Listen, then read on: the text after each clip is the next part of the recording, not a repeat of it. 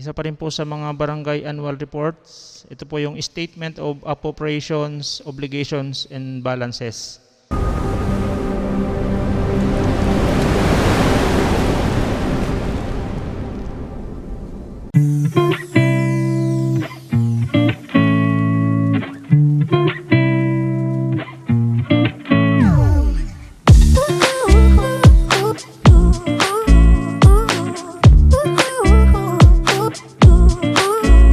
Hello partners, so magandang araw. Welcome ulit sa ating bagong video. Isa pa rin po sa mga barangay annual reports, ito po yung Statement of Appropriations, Obligations, and Balances. So sa ibang term, sinasabi rin nilang Statement of Allotments, Obligations, and Balances, no? Sa iba tinatawag nilang ganon. So ito po ay SAOB in short. So, tingnan po natin. Ito po ang form ng SAOB, no? So, ilalagay ko na lang po sa description box yung link para po kung gusto nyo i-download yung form ng ating SAOB. No? So, dito, nakalagay naman po, no? Statement of Appropriations, Obligations, and Balances. So, nakalagay po rito kung magkano po yung naka-appropriate, yung budget, magkano po yung obligations, yung mga expenses, at yung balances, yun po yung naging balance or natira doon sa ating budget. No? So dito makikita natin sa pinaka-left, no? So yung mga functions, yung programs, or yung mga projects. No? So sa number 1, current year appropriation, ito po yung mga personal services. Kung mapansin nyo po yung pinakita ko po sa inyo, in-explain ko sa inyo ang RAW. So dito rin, yun din po yung dito, yung mga tinignan natin.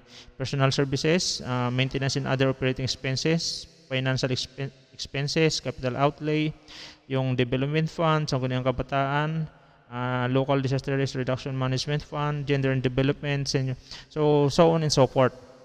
So yun yung sinasabi ko na kailangan natin i-take note yung mga balances na nakita natin or makukuha natin doon sa ating RAW or record of appropriation and obligations.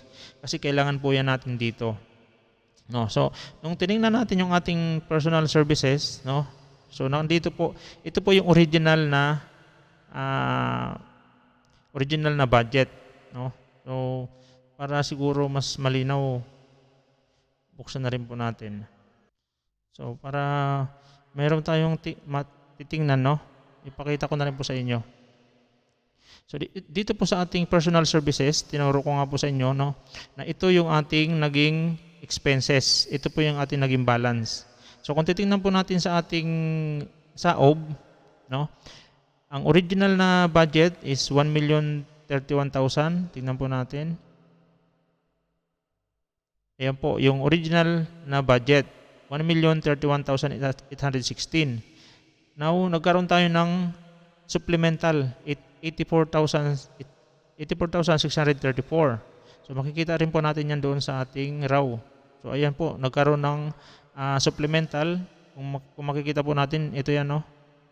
Yan, nagkaroon tayo ng supplemental nung December 29, no? Yan. So dyan po nilalagay yung supplemental. Then magto-total po yan. Ito po mismo yung pinaka total budget na, kasama na yung supplemental. So kung makikita po natin dito, ayan na po yung total na 1,116,450. So tingnan po natin kung tama. Ayan po, 1,116,450.10. Okay? So ganyan po ang paglalagay ng sa SAOB ng mga details. Then ang obligation po natin ay 1,116,441.05. Tingnan nga po natin. Ito po yun, 1,116,441,000.05. So, ang balance po ay 9 pesos and 5 centavos. Tingnan po natin sa ating SAOB. So, ayan po. Ganun po, no? So, ito po, makukuha natin lahat to, itong details na to, makukuha natin sa ating mga RAW. No? So, bigyan ko po kayo ng example pa, isa pa, para mas malinawan po kayo. Dito naman po tayo sa maintenance and other operating expenses. No? So, dito tayo sa MOE. So, ang total po niyan dito sa dulo, yan. Ang pinaka-total po ng ating MOE is 624,153.27. So, ayan. Ang total po ay maintenance. So, nagkaroon din po kami rito ng supplemental, no? 138,298 yung ating supplemental. Dan original na budget ay 485 and 855.27. So ang total na budget po ay 624,153.27. So tingnan natin, 624. So yan nga po, 624,153.27. Ang ating pong expenses ay 586,934. 586,934. So ayan po, 586,934. So ang natira po na balance is 37,218.75. Tingnan po natin. Ayan, 37,218.75. So ganun lang po, no? Kung ayusin po natin, kung gagawin po natin ang ating SAOB report, lahat po yan, doon po natin kukunin sa ating mga RAW, record sa RAW. Financial expenses, nandun po yan. So 200 lang ang nabawas. Sa development fund, no? Yan. So lahat po nung yung mga balances na natira doon, ito rin po yun. No? So ganun po paggawa ng ating SAOB. Ngayon, dito po sa sa continuing appropriations, ito po yung mga remaining ng mga previous years pa, no? Kung ito po ay for the calendar year 2022, no? Ito po 2020, 2021. So may mga natira pa siya dati, mga ang kagaya ng BDRM or ito yung LDRRMF at saka yung development fund. Ito lang po yung nagkakaroon ng continuing, no? Hindi na po nagkakaroon ng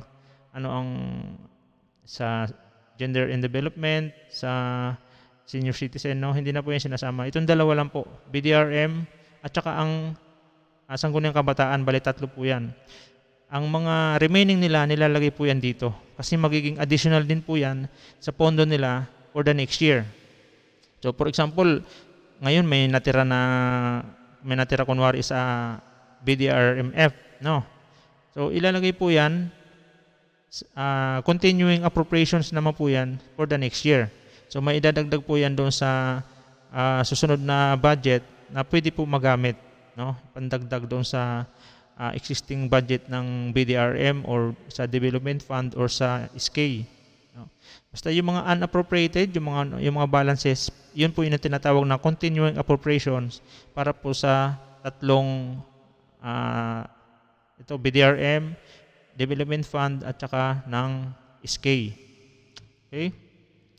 So, yan.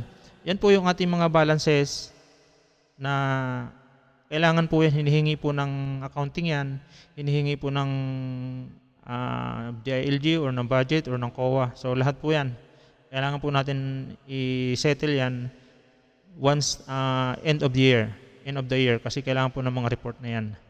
Okay? So partners, sana po naging madali sa inyo kung paano gawin or paano i-update ang ating SAOB or Statement of Operation and Obligation and Balances. Partner, maraming salamat and God bless.